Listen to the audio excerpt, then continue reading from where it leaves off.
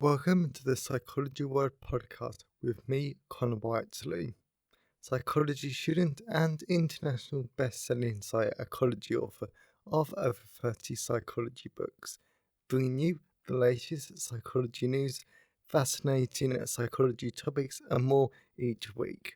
If you want to learn more, then please check out connorwhiteley.net/books.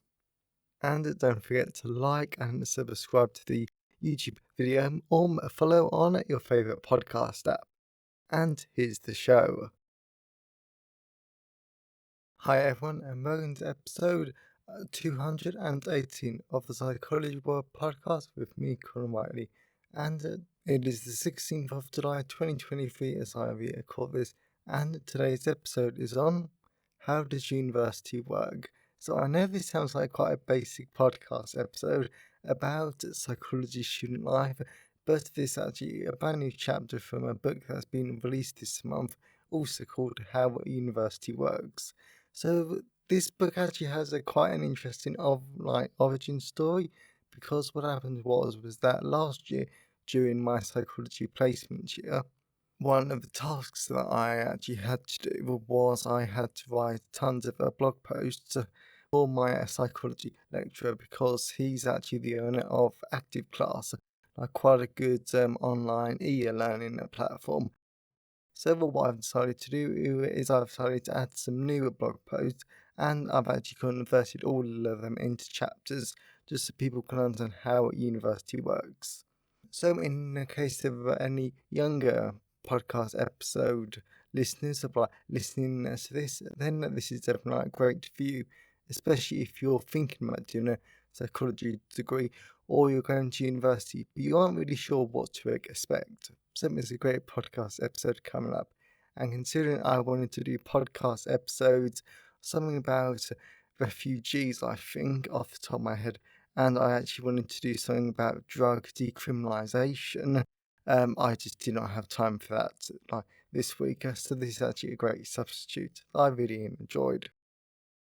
So moving on to the psychology news section, we're reading from the British Psychological Society Research Digest.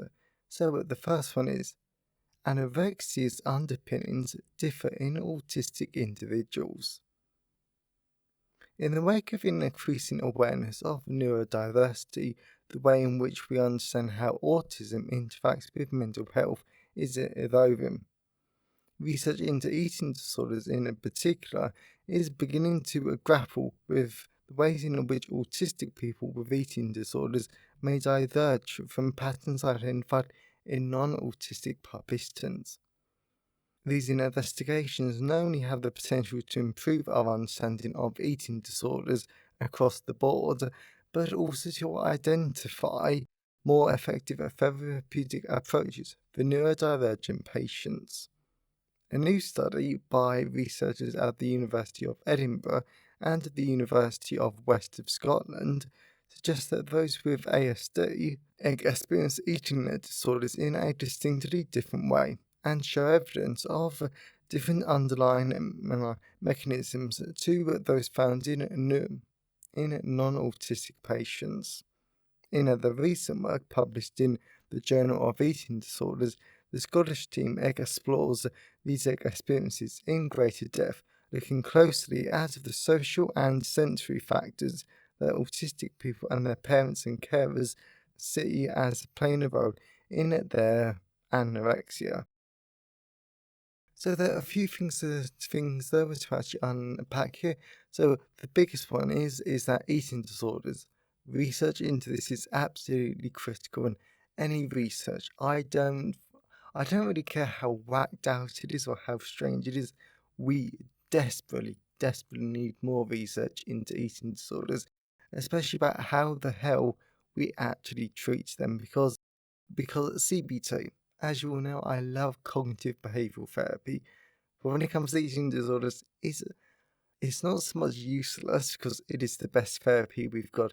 But again, only 1/3, 33% of patients with eating disorders actually manage to enter recovery. So 66% of all eating disorder clients, they are not getting served by our current therapeutic models, which is beyond bad. Considering how deadly eating disorders are, we absolutely have to look into this more. We absolutely have to find new ways to actually look at this. So that is really, really good. Research has to continue. Secondly, when it comes to autistic people, then there are a whole host of other difficulties, especially because, as I remember my lecturer was talking about, during the pandemic, the biggest fear of autistic parents was that they couldn't get pasta for their autistic children, because autistic children, they are rather fussy eaters, especially when it comes to certain textures, certain tastes, certain feelings, and pasta is always quite a good option. So when pasta ran out, then that's a massive problem. And I do understand how this actually links into eating orders though. And this is when neurodivergence in research with comorbid mental health difficulties and mental health conditions is even more important. And this is the thing that I love about clinical psychology, is that there is always so much more to research. Like, we will never understand it all. We will never be able to research everything in our lifetime. Or to be honest, any lifetimes. I think we would need at least 1,000 lifetimes to even scratch the surface of some of these amazing topics. But something that I am really pleased and something that almost makes me proud to actually be involved in clinical psychology, is that we are absolutely brilliant at realizing where we need to go. Granted, we might not actually go to those places, but we can always understand research limitations, difficulties, and areas that really need to be explored more. So that's something that's really interesting. So moving on to the second one. Loneliness increases mortality rate, says meta-analysis. Claims that loneliness is harmful to our health regularly make media healthlines. Certainly, there are plenty of studies that found links between feeling lonely and being socially isolated and an increased risk of dying prematurely. Yes, this is a nice positive podcast episode for Monday morning. A 2010 study even famously concluded that loneliness is as damaging to our health as smoking. However, some other large research efforts have not found the same links, and research to date has been inconsistent. Writes Shaki Zhu and colleagues at Harvard Medical University, China, in a new paper in Natural Human Behavior. In a bid to get closer to the true picture, the team undertook a massive systematic review and meta-analysis of 90 prospective studies in the field. So to actually be able to get to the results, you would have to click onto the BPS website, which I'm not going to do. But there's actually not a lot to reflect on here, because I have spoken about this a lot on the podcast before. I've even done entire podcast episodes in the early days of the podcast, especially as the pandemic started to happen. I did quite a few podcast episodes on loneliness, but loneliness, you've got to try and find friends, you've got to make those social contacts, because time and time again, research always basically shows that loneliness is the massive factor that increases mental health difficulties. So basically, maintain your social connections. So the last one is, plants most inattentions challenge definition of cognition. Okay. Plants can communicate, remember, recognize kin, decide, and even count. Open quote. All abilities that one would normally call cognitive if they were observed in animals. Close quote. These were the conclusions reached by Armando Costella of the University of Pula in a 2020 review of recent experiments on plant capabilities. Now, Costello is the co-author of new work that reveals evidence of different movement in attentions in plants, depending on whether they are grown alone or in the presence of another plant. The team writes that the new findings, open quote, support the idea that plants are capable of distinct social inattentions and take action accordingly, exactly as humans would do. Close quote. Though this may sound strange, plant cognition is a growing field of research and one that poses a direct challenge to the traditional definition of cognition. Read all about it on our website. So I'm not going to do that, but I think this is absolutely fascinating because when I was in school and when I was doing really, really basic biology, I don't know, maybe when I was 10, 8, 9, one of those really, really early years, might even be like longer, because in the UK we have the acronym, I think it's Mrs. Green, so like Mrs. in the married miss, and they are the 7 processes of life. And like it's stuff like reproduction, movement, all sorts of like different like bits and pieces though. So it's really interesting that as we're starting to learn more and more about plants and humans, we're actually starting to see a lot of similarities. I have no idea, besides from challenging the traditional beliefs, which I'm always up for though, because we always need to make sure that our beliefs and everything that we think we know about a topic is actually like valid. So I have no idea if any of this stuff is actually going to be useful in terms of like real world stuff, but it's always interesting to know.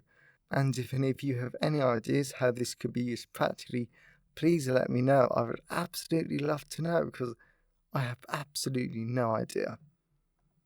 So I really hope that you enjoy the psychology news section. So let's move on to the personal update. So moving on to the personal update. This week has been absolutely brilliant, and there are a few points that I do actually want to make here. So, firstly, I had a brilliant week because I have finally finished my forensic psychology of false allegation book, which will be available next year at some point. And the reason why I'm telling you this is because I'm so pleased that I've actually done it at last, because I did all the research last year in my notes. So for the past year, I've had tons of paper notes. I've had this rather thick pile of my notes from my research. I haven't typed it up. I haven't converted it into a book either. So the fact that I've actually done that in the past few weeks, I'm really, really pleased with, because it's a great book.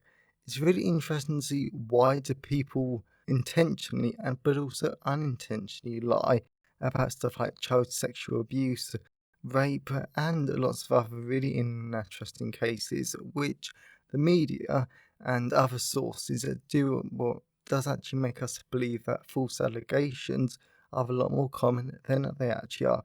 So that's been great fun. It's been a great book to write up. So I really am looking forward to that being released next year. Another reason which this has been like a great week is because of some university outreach work that I did. And I always like my outreach work because what it is that all universities in the UK, if they want to charge the full tuition fee loan, then they have to have an outreach department which promotes and encourages people that want to actually go into higher education there, because it's never about promoting your particular university like itself, but it's actually just about promoting higher education like full stop there. So they've always like quite a fun event. And this one, was actually a like constellation day with some kids from a rather poor school though, because in like my area, it also has a quite a like reputation. So it's always like really good to work with these particular schools when actually inspire them about that they can go to university at some point. But the reason why I'm actually telling you like this is that if you are a university student, especially in the UK, then definitely try and get involved in the outreach work, because a lot of fun. It's paid, which is always nice, and it's really really rewarding. But the reason why I really like it is that it's a absolutely great place to actually meet people, because all of us know whether that's as you go to university, you're there for the first time ever. It's really like a great like new place, but it's also really scary because you don't know anyone there. So by getting a like part-time job at the outreach department, then it gives you a lot of like great opportunities to actually like reach people, meet people, and just like have a good time and actually change lives for the better. So that's always nice. And then like, another reason why this week though was actually really great was because I went out for dinner like with a friend because we've been meaning to like meet up for ages. So it was really good to like meet up. But the reason why I actually want to mention it is because of like a bit of autistic life like experience here because the problem if you're autistic is that you do find friendships hard. Like my friendships, I do find really hard. Like sometimes, or like sometimes, but especially going outside, meet someone, talking like someone, and basically making a new friend.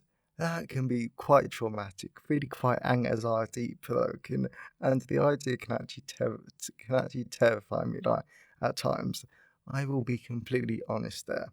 But I still always like make myself do it though, because I know in the end it will be a lot of fun.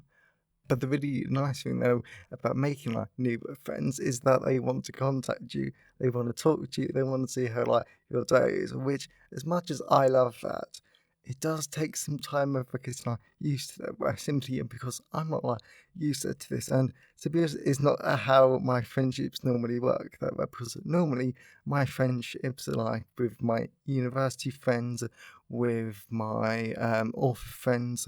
Normally, we just do email, text, of text, and basically we contact each other every like so often. We don't contact each other daily.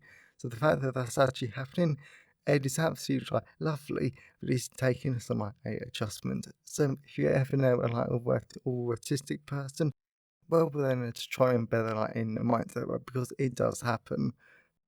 And if there are any mystery readers actually listening to today's podcast episode, then there's only 2 weeks left of my Belly English Returns a Kickstarter. So, very quickly, because I know this isn't like psychology related, so this is an absolutely brilliant Kickstarter where you can actually get 12 brand new, fascinating, gripping, private investigative mystery books, and the feedback so far has been really like positive, really popular. And if you're interested in like mystery books, then this is an absolutely great way to actually get them before they go on publication in 2024. If you like mysteries, or if you know a mystery reader, then definitely check out this absolutely brilliant Kickstarter. Link in the podcast description below. And as always, I always absolutely love to your thoughts and feelings on today's podcast episode. So you can always email me, ConnorWiley at ConnorWiley.net. You can always leave a comment on the show notes at ConnorWiley.net/podcast. And you can also tweet me on Twitter at Sci-Fi Wiley. I always love to hear from all of you because it really helps make the podcast feel more like a conversation. And today's sponsor for today's episode is How Does a University Work? A psychology student's guide to university life. So the reason why this is an absolutely brilliant sponsor for today's podcast episode is because, let's face it, whenever we want to go to university, we actually don't know how it works because we always hear about myths, misconceptions, and to be honest, this information is actually really hard to find online. So with the fact that I've written it in a really easy to understand and engaging book, it actually covers tons of different aspects about the university journey. Actually, it makes this an absolutely brilliant guide for up-and-coming psychology students. So, but this is a really useful book for psychology students that are actually starting in September, or if you're already at university, then there are still plenty of great tips for you. So that is How Does University Work? Available from all major ebook retailers, and you can get the paperback and the hardback version from Amazon, your local bookstore, or local library if you request it. And you can buy the ebook directly from me at payhip.com/conwiley. So whilst buying books helps us to support the creation of the podcast and the editing, My time in creation of the show is actually sponsored by my wonderful patrons. So as always, an absolute massive thank you to my wonderful patrons, because your support shows that you like the show and you want it to continue. So if you want to become a patron of the show and get access to lots of great benefits, including early access to the blog post, then you can become a patron at patreon.com/The Psychology World Podcast. Link in the podcast description below. So that's enough the personality. Let's move on to the content part of today's episode. So we're moving on to the content part of today's episode. So we're going to be talking about how does university work, and because I've already done quite a lengthy introduction to it all already, I'm actually just going to dive straight into it. And I'm actually reading from a chapter of the book. I'm extremely glad that I finally get to address this chapter to psychology students specifically, since as a psychology student myself, this is what all of my experience is based on, and I really wish that I had this sort of guide when I was going to university. It would have been great to hear from another psychology student and their perspective. So I really hope that this is useful to you, and it answers at least some of your questions that you currently have. And even if it doesn't, it's still an interesting read. How does university work? When I was investigating possible topics for my blog post, I was surprised to come across lots of students type, "How does university work?" into Google. Now, I was surprised because after being in the university bubble for so long, you sort of just forget that other people don't know what it's like.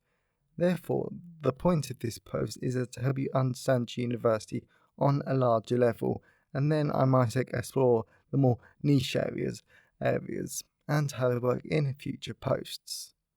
And what's actually funny about this post is that it's only when you actually sit down to write it, then you actually realise how massive this topic is.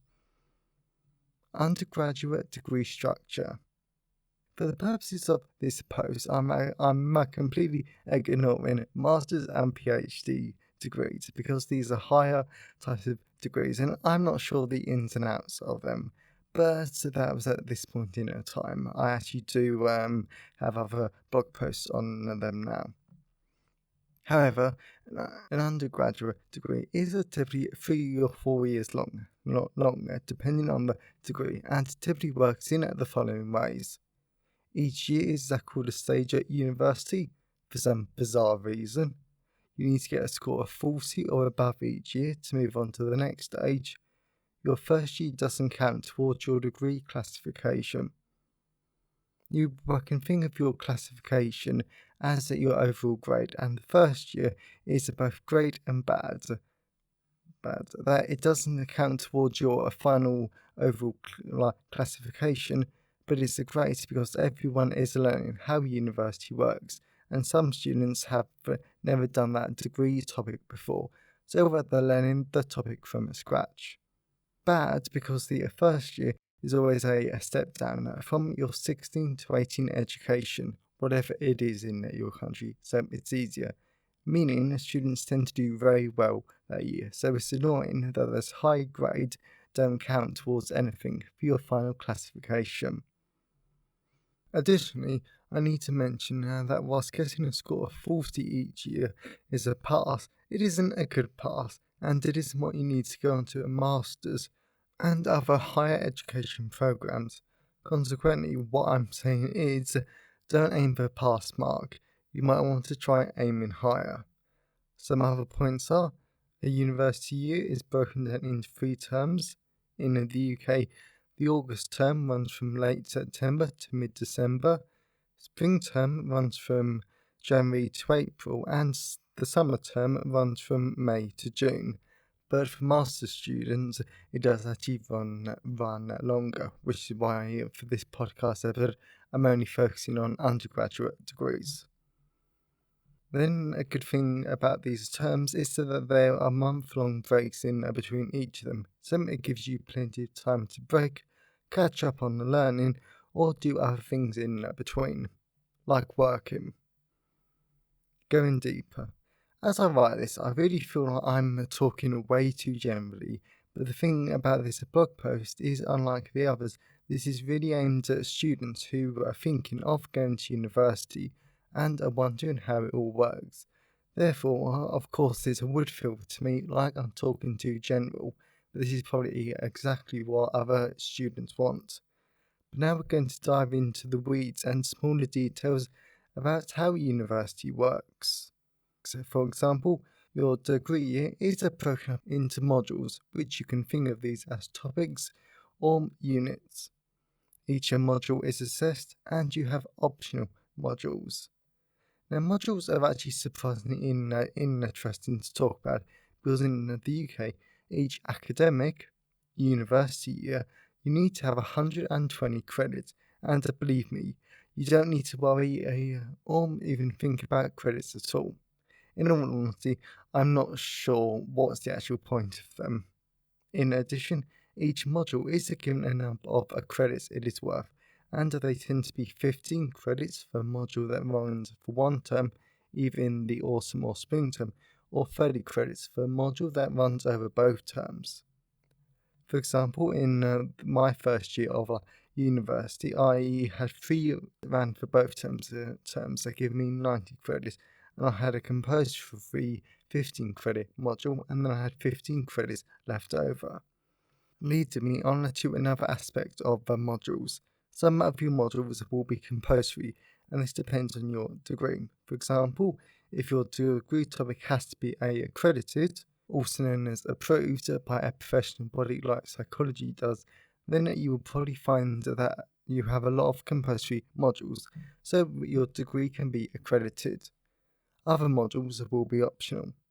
Therefore, in my first year, I had 30 credits left over, and that I say in air quotes, meaning I could take one 15 credit module that was available to me. Personally, I love optional or wild modules, as my university prefers to call them, because they allow you to explore areas beyond your degree, such as I took a forensic psychology module because I was interested in that area. And I know this is my soapbox, but forensic psychology is not profiling. Profiling is rubbish, and it does not have a place in psychology. However, you don't have to take optional modules from your degree topic, since in my final year, I was seriously considering, when I was writing this, taking a module in something related to entertainment law, because I do know that area quite well, so it would be interesting to further explore that in a lot more depth, because that topic would be really useful to me going forward. It's just a shame that I actually couldn't take it, but that's my point. If you have an interest outside of your degree topic, then you might be able to take it as an optional module. Conclusion. As I write this, I really do have a massive smile on my face because I know for a fact that I've only scratched the surface on how university works. There are a lot of more nuanced pieces, like assignments, grades, and everything, but I hope this post has allowed you to understand university a little more, and hopefully you've learned something. Personally, I do love university, and it's been great for me, so whatever you decide to do, I wish you the best of luck. So I really hope that you enjoyed today's episode and you got something out of it. So, but this was one of the first few chapters from the brand new How Does University Work book, and whilst it's definitely aimed for more students that are coming into university or thinking about starting university, this book does still actually have a tons of great tips for university students. And if you know someone who enjoyed today's episode, then please share it with them. I'm always really grateful when you wonderful people help spread the word about the podcast. And if you wanted to learn more, definitely check out How Does University Work, available from all the usual places.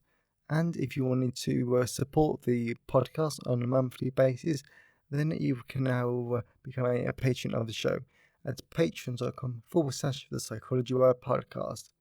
And if you're a mystery reader, or you know someone else who is, then definitely check out the Better English Returns a Kickstarter, link in the podcast description below. So have a great day everyone, and I'll see you next time. Thanks for listening today. I hope you found it helpful. Please remember to like the video and subscribe to the YouTube channel and follow the podcast on your favourite podcast app.